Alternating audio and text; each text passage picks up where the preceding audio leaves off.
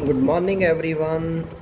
Next हमारा है ellipse conic section का third topic, that is our ellipse.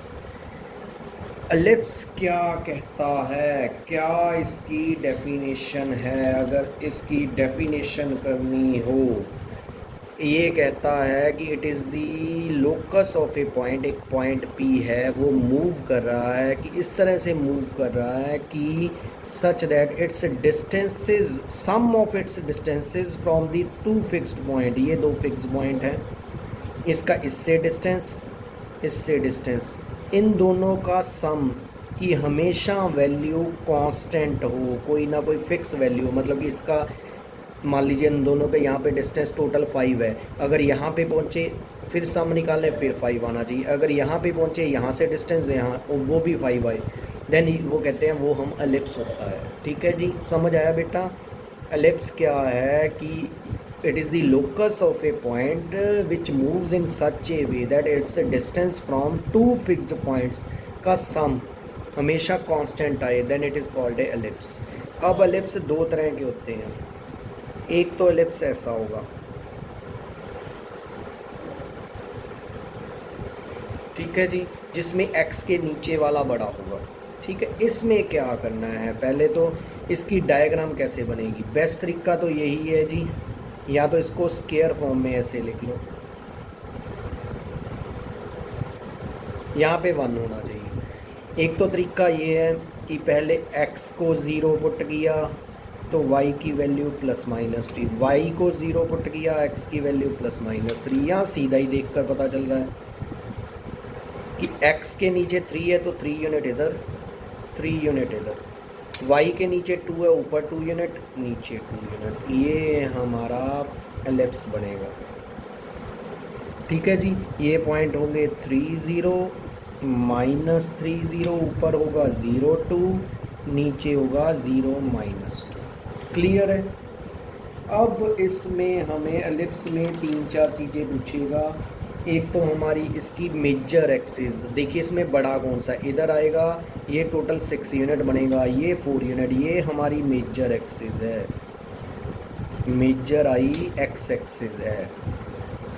तो इस केस में माइनर क्या आई, हमारी वाई एक्सिस।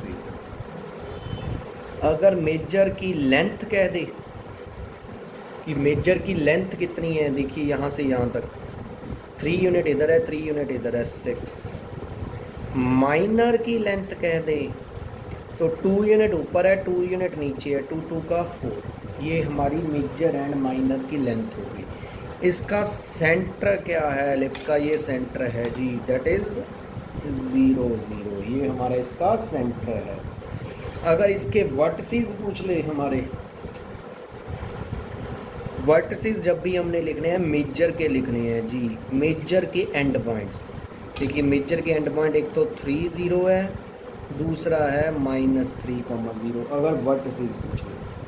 ठीक है जी, और ये होते हैं हमारे फोकस अगर निकालने हो, फोकी मतलब इसके दो फोकस होते हैं अलोंग एक्स एक्सिस।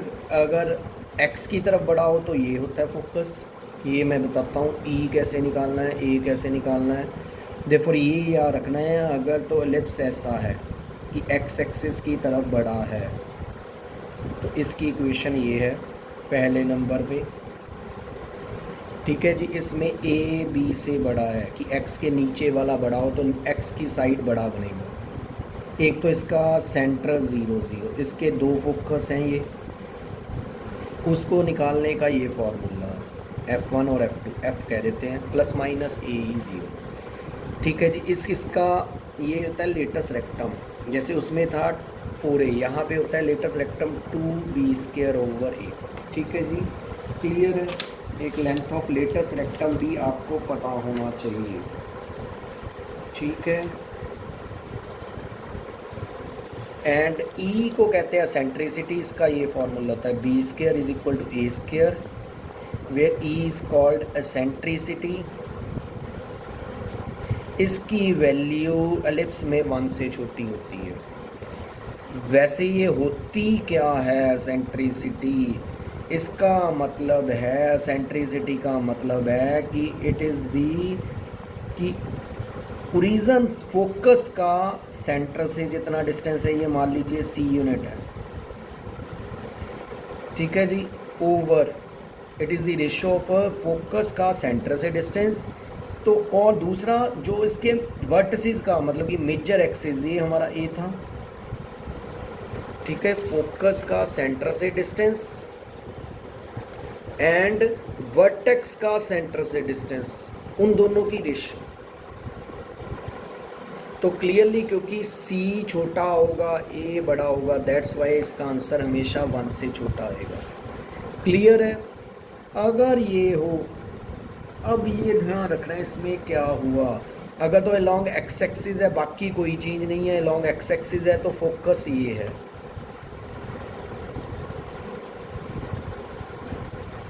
अगर अलॉन्ग वाई एक्सिस हो तो फोकस ये होगा, बाकी कोई चेंज नहीं है। मेन ध्यान रखना है इस केस में एसेंट्रिसिटी 1 से छोटी होती है।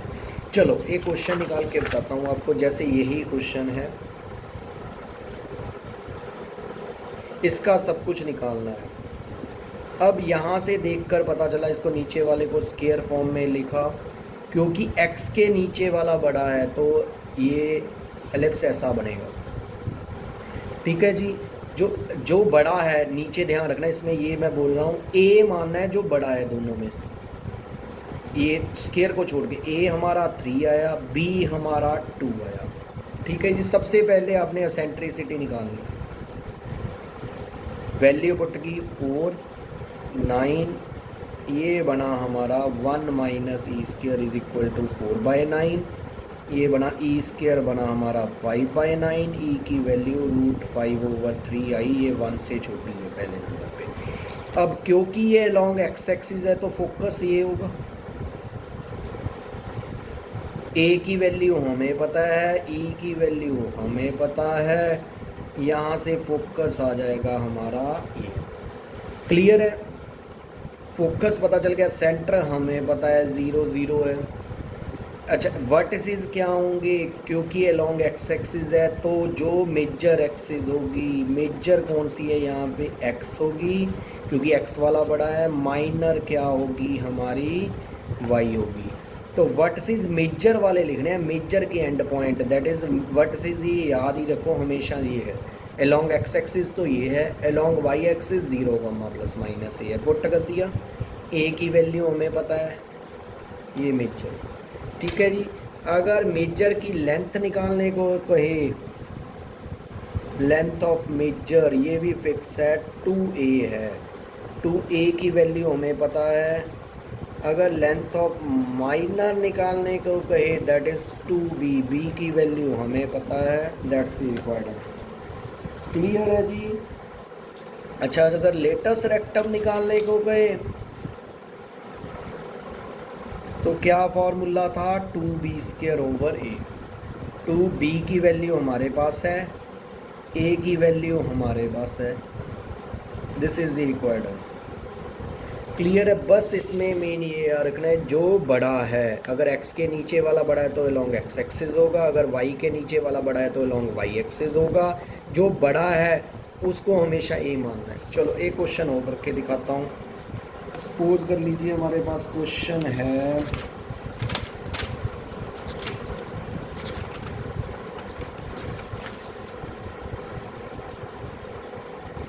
अ, 36x² + 4y² is equal to 144। अब इसके लिए पहले यहाँ पे 1 होना चाहिए, अगर इसको 1 से डिवाइड, 144 से डिवाइड कर दूँ,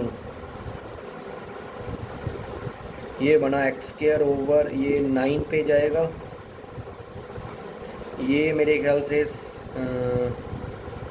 36 बनेगा, ये बना। अब देखिए किसका बड़ा है, ये x के नीचे 3 है, y के नीचे 6 है, क्योंकि y के नीचे बड़ा है तो अलॉन्ग y एक्सिस बनेगा ये ऐसे एलिप्स। तो y के नीचे जो बड़ा है उसको a मानना है, दूसरे को b मानना है सबसे पहले, ठीक है जी। इसकी एसेंट्रिसिटी का वही फॉर्मूला सेम, b की वैल्यू होगी इसके 9, 36, तो 1 माइनस e² आया 9/36, दैट इज़ 1/4, ठीक है जी। अब इसमें क्या करेंगे, ये ई स्क्वायर आ गया 3/4, तो ई की वैल्यू आई √3/2। क्लियरली ये 1 से छोटी आई। ठीक है, फिर इसका फोकस क्योंकि अलॉन्ग वाई एक्सिस है, ये फोकस होगा। वैल्यू पुट कर दो 0 कॉमा प्लस माइनस, ए की वैल्यू पता है, ई की वैल्यू पता है, तो फोकस आया 0 कॉमा प्लस माइनस 3√3। ठीक है, फोकस भी पता चल गया। वर्टेक्स पता ही है हमारे मेजर वाले, क्योंकि अलॉन्ग वाई एक्सिस है 0 कॉमा प्लस माइनस ए, 0 कॉमा प्लस माइनस ए की वैल्यू 6। ठीक है, सेंटर हमें पता है 0 0 है। ठीक है जी, लेटेस्ट रेक्टम का वही 2b² वाला फार्मूला लगा देना है, उससे आंसर आ जाएगा। क्लियर है। अच्छा, एक चीज़ रह गई उसमें भी, पैराबोला में भी। जैसे ये पैराबोला है, इसकी पैरामेट्रिक इक्वेशन क्या बनेगी? जैसे मैंने उसमें करवाया था, मैंने x को यहाँ पे at² पुट किया। अगर x को यहाँ पे at² पुट करते हो तो y की वैल्यू कितनी आएगी? 280 आएगी। This is the parametric equation of parabola. x की वैल्यू at², y की वैल्यू 280। सर्कल में मैंने बताया ही था, सर्कल में क्या आता parametric equation? x is equal to r cos theta, y is equal to r sine theta. Ellipse में पैरामेट्रिक कैसे बनेगी? अब हमें पता है एलिप्स की इक्वेशन ऐसी होती है ना। तो इसको अगर मैं होल स्क्वायर में लिख लूँ, इसको पुट कर दिया पूरे को आर कॉस थीटा, इसको आर साइन थीटा। ठीक है जी, ठीक है। आर की वैल्यू तो 1 आ जाएगी, इसको आर रहने दो ये। तो x/a को पुट कर लीजिए कॉस थीटा, y/b को पुट कर लीजिए साइन थीटा। तो हमें पता है cos square plus sine square तो हमारे पास 1 नहीं होता है। तो इससे देखिए x की वैल्यू आ गई a कॉस थीटा, y की वैल्यू आ गई b sine theta. This is the parametric equation of the ellipse. That's for today. चलो, अगर आपको पसंद आया तो लाइक करो, सब्सक्राइब करो जी, एंड शेयर करो मेरे चैनल को, एंड कमेंट बॉक्स में मैसेज करिए आपको कोई प्रॉब्लम आ रही हो किसी एंगल से। ठीक है जी, चलो।